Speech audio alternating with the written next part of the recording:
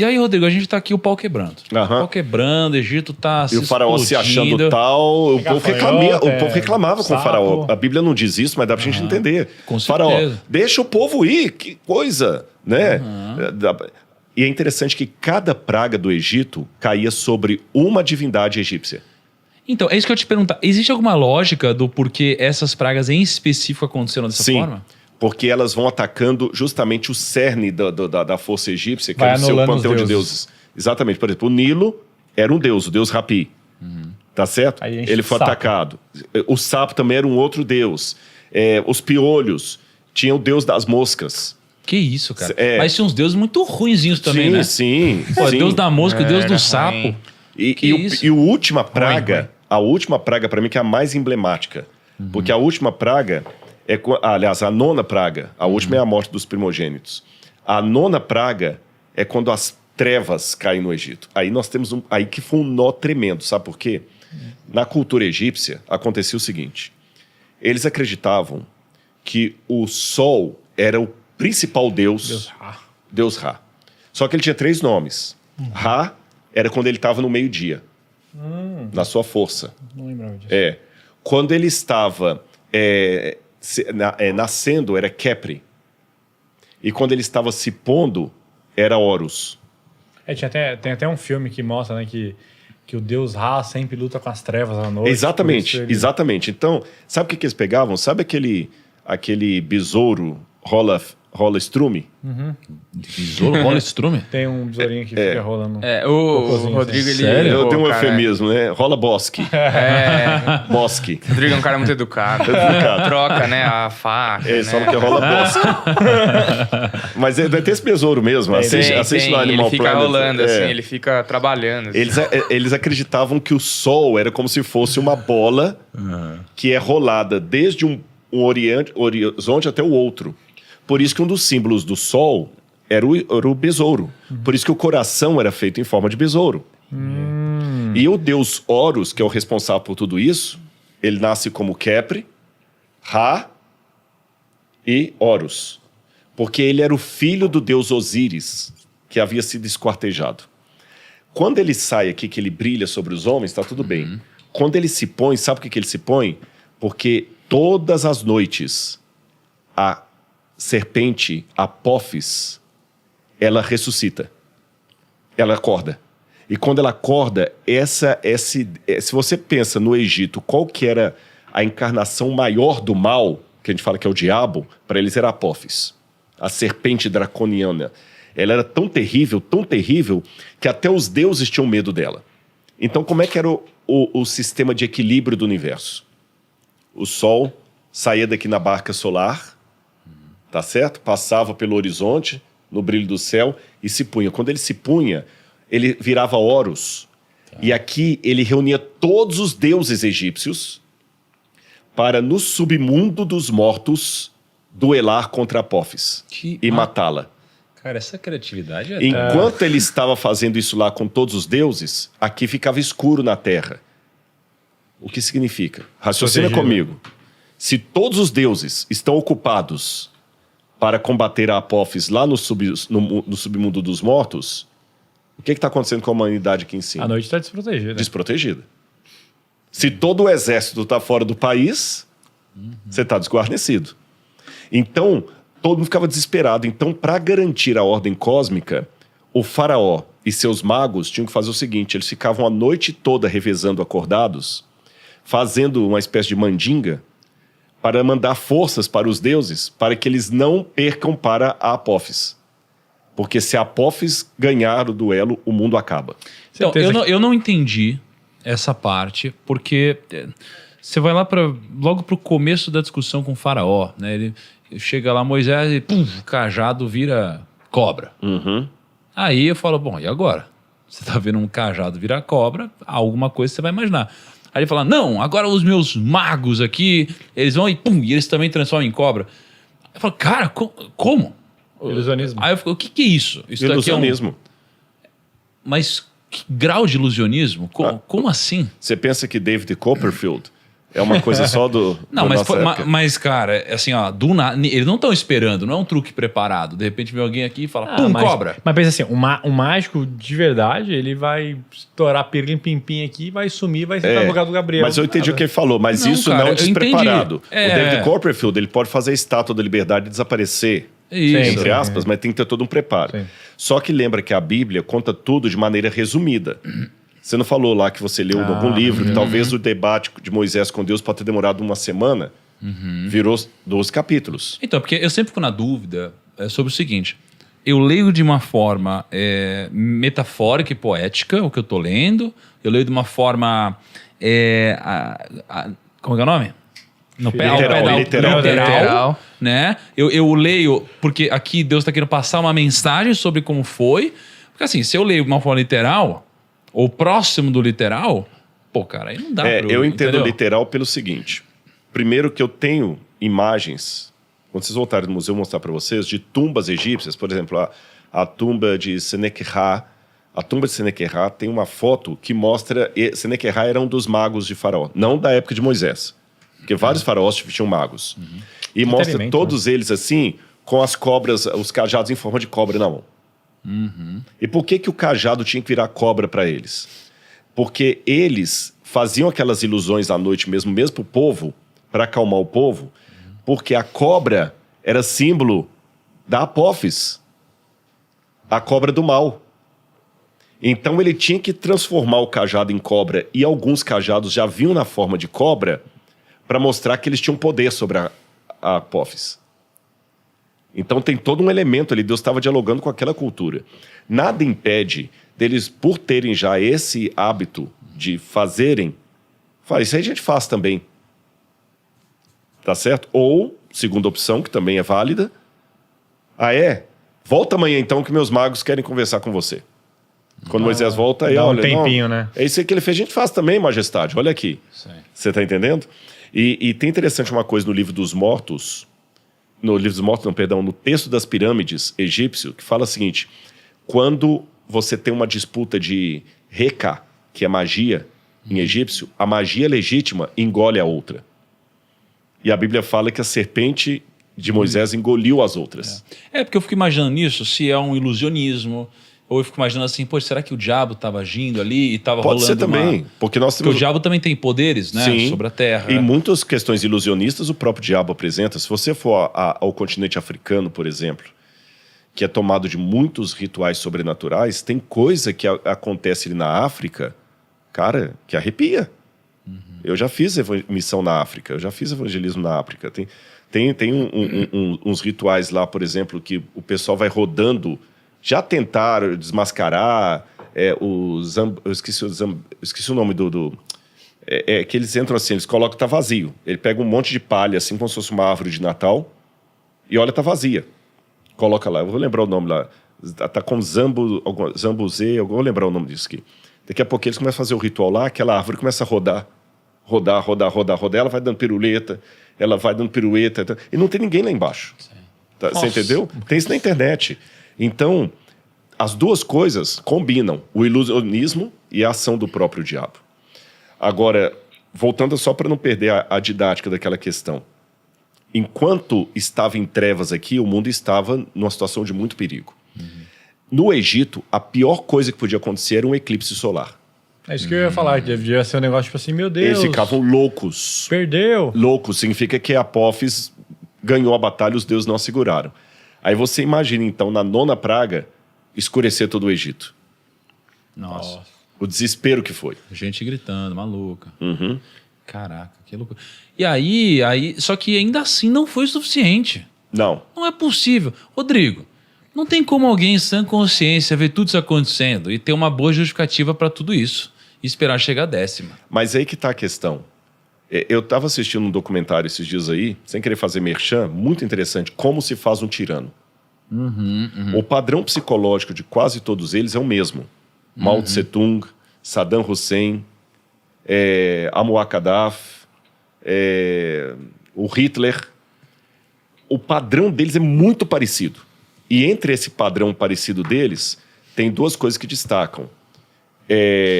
Eles têm uma vaidade muito grande, muito né? grande, começam a se achar inatingíveis e eles nunca acreditam que vão perder. Caramba. Então você vê Saddam Hussein, o cara perdeu, foi encontrado num buraco. No dia que foram julgá-lo, diz seu nome completo, por favor. Saddam Hussein, presidente da República Nacional do Iraque. Olha o orgulho do cara. Olha como é que o cara falou. Você entendeu? Aquele Idi Amin Dada. Esses caras chegam a um ponto também que eles acham que nada vai acontecer com eles. O Hitler, mesmo depois do Reich ter caído, quando teve o julgamento lá de Nuremberg, que vários foram julgados lá ex-nazistas, o camarada ainda ficava, não, eu faria tudo de novo. Mas você matou mulheres, crianças, faria tudo de novo. Aí eu faço a mesma pergunta. Gente, como é que o camarada consegue dormir? Se eu atropelar um cachorro, eu vou precisar fazer terapia? Se eu atropelar e matar um cachorro, eu vou precisar fazer terapia? O cara matou um monte de gente na câmara de gás e o semblante dele assim, sabe? A maldade. Por isso que é muito perigoso afastarmos de Deus. Porque o afastamento do Espírito Santo pode trazer um torpor mental tão grande, que é o que Paulo fala. Paulo fala, naquele texto que eu estava lendo lá, Paulo continua dizendo que quando as pessoas se afastam demais de Deus, olha como é que isso aqui é. Lembra que eu li Romanos? Sim. Aí Paulo termina assim, olha, porque os atributos invisíveis de Deus, isso é o seu próprio eterno poder e a sua divindade, claramente se reconhecem desde a criação do mundo, sendo percebido por meio das coisas que foram criadas. Por isso os seres humanos são indesculpáveis, porque tendo conhecimento de Deus, não glorificaram como Deus. Pelo contrário, se tornaram nulos em seu próprio raciocínio, e o coração insensato deles se obscureceu. Dizendo-se que eram sábios, tornaram-se tolos, trocaram a glória do Deus incorruptível por imagens semelhantemente corruptíveis de seres humanos, aves. Por isso Deus os entregou à impureza dos desejos do coração deles. Forte, cara. Última praga. Porque a última praga até hoje tem um significado judaico, né? Cara, deixa eu falar uma introdução da última praga. Teve a Páscoa agora. E foi muito bonitinho. A gente tem uma célula em casa, que inclusive você já foi lá, o Rodrigo foi incrível. Você perdeu, viu, Lucão? Foi o podcast secreto. É verdade. Foi o podcast secreto. Porque a gente tem uma célula de casais, e aí chamou o Rodrigo pra ir lá, e o Rodrigo ele falou sobre comunicação no casamento. Isso é verdade. Cara, eu não sei, parece que ele criou coisa dentro da Bíblia. Não é possível, cara. Inventou coisa que eu nunca tinha visto lá dentro. Ajuda muito. Achei bem legal. Só que aí que é interessante, a gente tem a nossa célula e teve a Páscoa. E aí na Páscoa, o que a gente faz toda a célula? Todos os casais trazem os filhos. E a gente dá uma brinquedoteca grande, e aí fica lá monitores, tais com as crianças. E agora a gente começou a fazer quase que um discipulado com as crianças. Legal. Enquanto a gente faz a célula dos adultos, né? E na Páscoa, poxa, as crianças, né, estavam lá, e a gente chamou todas as crianças. E a gente explicou, né? Eu expliquei pra Maíra, né, a 10ª praga. E ela foi e explicou para as crianças, porque ela fala melhor com as crianças. Se eu falo, as crianças choram. Meu Deus do céu, é muito difícil. As crianças morreram. Horrível, né? Eu falando com as crianças, você viu ontem eu com a Sofia, não? Não vi. Ela, você é uma vencedora! É diferente, sabe? Enfim, aí beleza. Aí ela explicou sobre a passagem, que daqui a pouco eu vou para você explicar aqui com mais profundidade. Explicou sobre a Páscoa, né? E aí, num determinado momento, tem o sangue do cordeiro que passa na porta, Nossa. né? Para que seja... Pulado. para que o anjo da morte pule essa casa. Aí a gente explicou para as crianças essa história.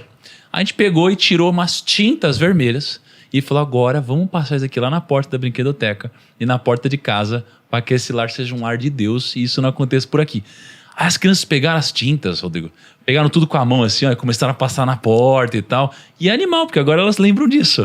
Né? E aí a gente falou sobre a Páscoa, sobre essa origem do significado e depois chegou em Jesus. Muito legal, né? Muito legal mesmo. Explica pra gente, então, o que é essa 10ª praga e o início da Páscoa que vem daqui, né? Tá. Essa praga, Deus foi na jugular mesmo, que ele matou os primogênitos do Egito. A pessoa fala, nossa, matou que um monte de criancinha recém-nascida. Será que foi uma coisa que tipo, aconteceu com a geração do Moisés? Foi, vários. Para mim, o faraó do Êxodo, que era o Tutmoses III. E o filho primogênito dele morre antes do pai.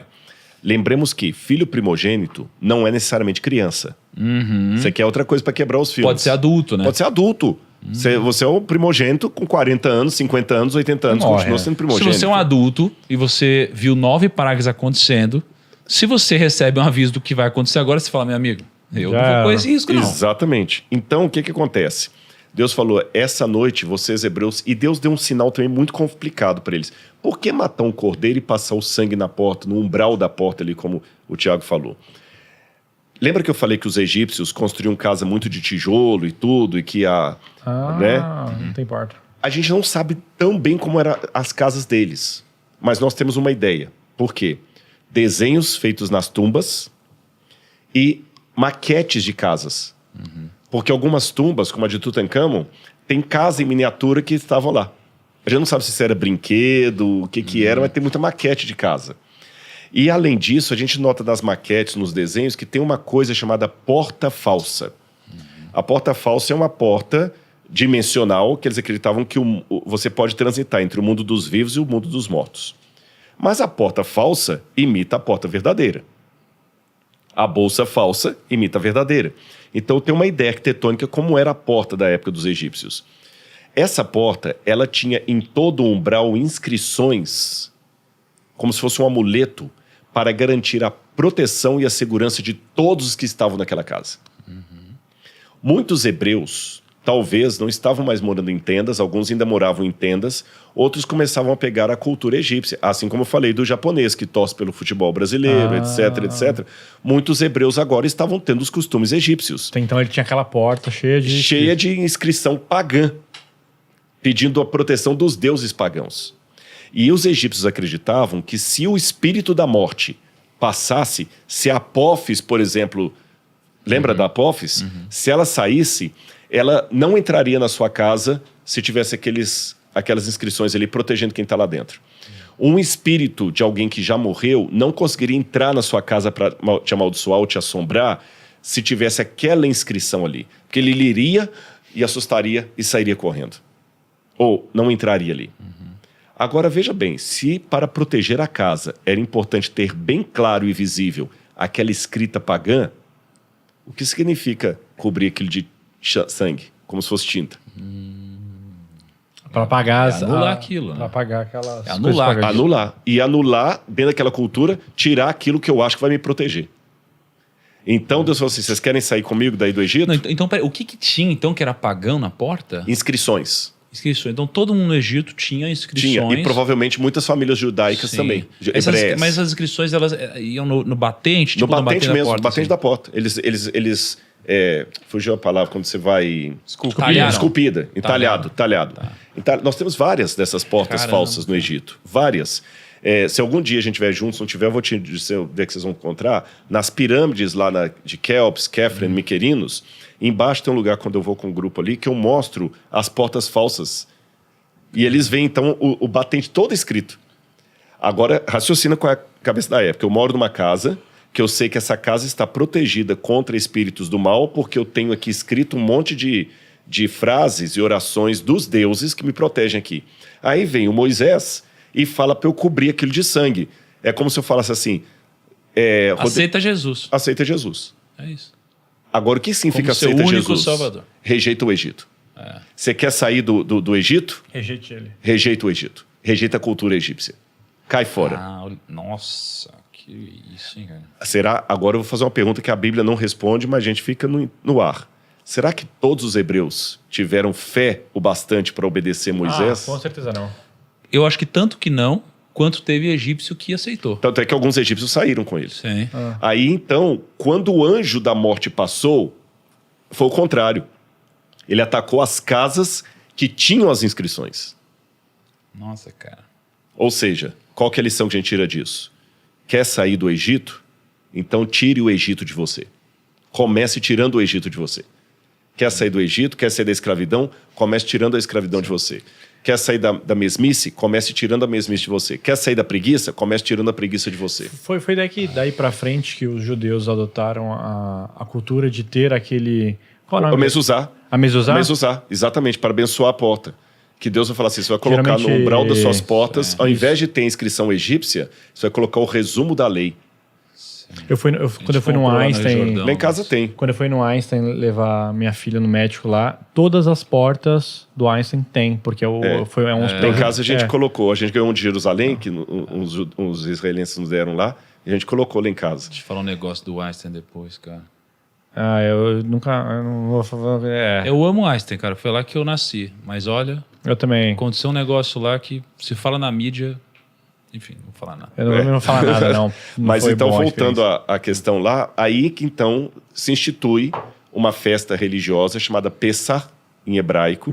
Pessah significa passar sobre. Por isso que em inglês eles traduzem por Passover. Passover, quer dizer, pular sobre, né? A Páscoa seria E a Páscoa, pular, né? que é do dia 14 para 15 de Abib, ou Nissan. Então eles celebravam matando o cordeiro e comendo pães sem fermento para mostrar que eles estavam saindo com pressa do Egito. Não Eu tem, acho não muito tem chocolate, interessante né? porque... Mas sabe o que eu fiquei refletindo? Porque o coelho, eu não sei se tem outra origem, mas eu fiquei pensando. Porque ele a pula? Páscoa significa o pular, né, ali. Aí você pensa, coelho pô, pula, não que é? bicho que pula? O coelho pula, ele anda pulando. Eu falei, deve Na ser por Austrália é o isso. canguru. É, o canguru da Páscoa. Podia ter sido também. O Saci Pererê Né? da Páscoa. Mas uma coisa que é interessante, eu digo assim, depois que eu O coelho comecei é a ler... paganismo que veio depois, é claro. Óbvio. Mas depois que eu comecei a ler e reler e pensar e etc., comecei a ver que de fato, cara, você tem o Antigo Testamento inteiro de alguma forma apontando para Jesus, né? Você tem muitas coisas que acontecem. A gente fez um podcast aqui sobre Abraão, né? E quando Abraão vai sacrificar Isaac, ele tem aquela passagem onde ele vai sacrificar e aí Deus dá um cordeiro, né? Ele sacrifica um cordeiro no lugar, né? E, poxa, isso daqui não tem como não dizer que é Jesus, né? Ou que tem... É quase que um apontamento. Quando você olha para cá, para Páscoa, é a mesma coisa. Paulo fala né? assim, Cristo é a nossa Páscoa. Exato. É a mesma coisa, é a mesma coisa. Aí você tem lá, você sacrifica o cordeiro e pelo sacrifício do cordeiro, né, com o sangue do cordeiro, cara, você, né, de novo, você é liberto, né, você troca a morte pela vida. Cara, é muito interessante ver como você tem essas relações no Antigo Testamento inteiro apontando para Jesus. Por né? isso que nós celebramos a Páscoa, não estou falando a Páscoa judaica, Sim. mas a Santa Ceia. A Santa Ceia foi a cristianização da Páscoa judaica. Jesus estabeleceu a ceia e falou, toda vez que vocês comerem do pão e beberem do cálice, vocês anunciam a morte do Senhor até que ele venha. Por isso que na Santa Ceia hoje nós temos o pão, temos o vinho, mas não temos cordeiro. Beleza, então a gente teve aqui 10ª praga e agora o faraó entendeu, né? Ou não. Ou ele entendeu, mas ele também não quis muito admitir, né? Que ele chegou e Não, a expulsou prova todo que ele não mundo. entendeu é que depois de Depois libertar ele o foi pra povo, cima. ele mandou o exército atrás. Não é possível. Fala a verdade, é muita ignorância, né, cara? Não tem como, é muita alienação. Assista Mas- como se faz um tirano e você vai entender a cabeça do faraó. Mas é que Caraca! assim... Mas o tirano já é inteligente. Mas então, Mas pensando, não é possível. pensando no contexto, pensa que o cara ele viveu Psicopata. uma vida inteira Ah, acreditando que o Deus dele era o Deus verdadeiro. então, mas, cara, Entendeu? não é o cara devia ter algum grau de psicopatia ou Mas algum todo problema tirano mental, tem. né, cara? Se você for olhar, o tirano, a gente pensa o tirano como não sendo inteligente, mas é. Vamos pegar o Napoleão Bonaparte. O camarada era um estrategista militar de marca maior. Aí ele pega e leva o exército dele todo pro frio russo e insiste.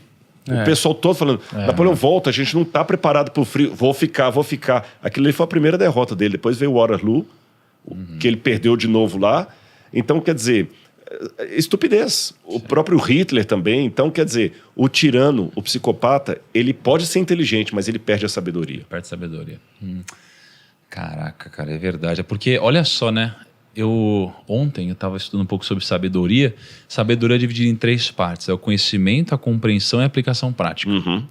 Eu não tenho nenhuma dúvida que todos os grandes líderes, eles têm muito conhecimento, eles têm muita compreensão sobre as coisas, mas mesmo assim, às vezes, não passam para a aplicação prática correta por causa de uma série de, sei lá, ego, problemas Eu emocionais, até diria orgulho, não um é? pouquinho diferente, não contradizendo você. Ele não tem o conhecimento do todo. O que você diria é que talvez ele não tenha a compreensão. A compreensão. Ele tem informação, mas ele não compreende da forma correta. Exatamente, ele não compreende. Ele não compreende, por exemplo, que o que ele está fazendo, ele está trazendo mal para o país dele mesmo. Ele não compreende. Você acha mesmo que o faraó ali, ele, na compreensão dele, ele, depois de todas as pragas, ele talvez estivesse ainda numa linha de não, cara, eu tô fazendo certo, assim? Será, cara? Mas eu acho que nessa O povo linha... do cara tá sendo dizimado. Então, Imagina como ficou a economia do Egito, que era super próspero, depois de 9 pragas. Mas será que ele E ainda levaram tudo depois. Mas eu não acredito que ele pensava no povo dele. A riqueza dos pecadores é armazenada para os justos. Uhum. Essa transição do Egito, ela é perfeita para refletir esse versículo, né? Sim. Muita riqueza armazenada, né, no Egito, e ela é armazenada e ela é transferida dos pecadores para os justos no momento que eles estão saindo, né? E Geralmente curioso, é isso que acontece, né? Essa riqueza do Egito começou a ser armazenada quando? É lá com José, Com José. no meio de uma crise. Foram os hebreus bom. que tornaram o Egito no meio de uma crise, Próspera, que né? evitaram a derrota do Egito.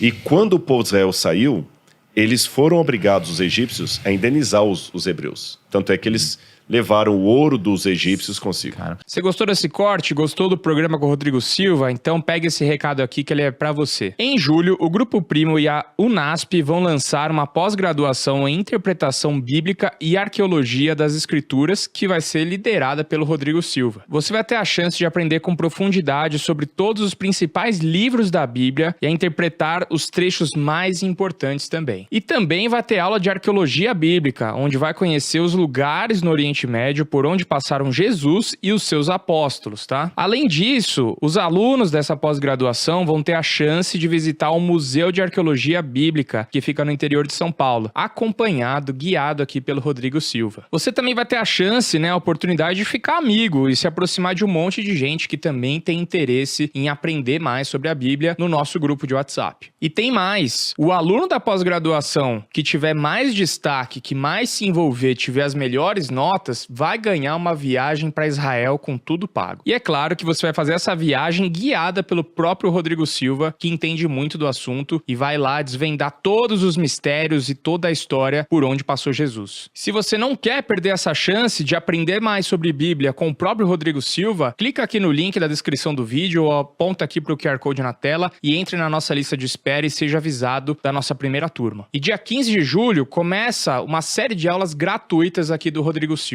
Você vai ter aqui uma série de aulas com uma mega profundidade sobre o assunto da Bíblia, certo? Link na descrição, QR Code na tela.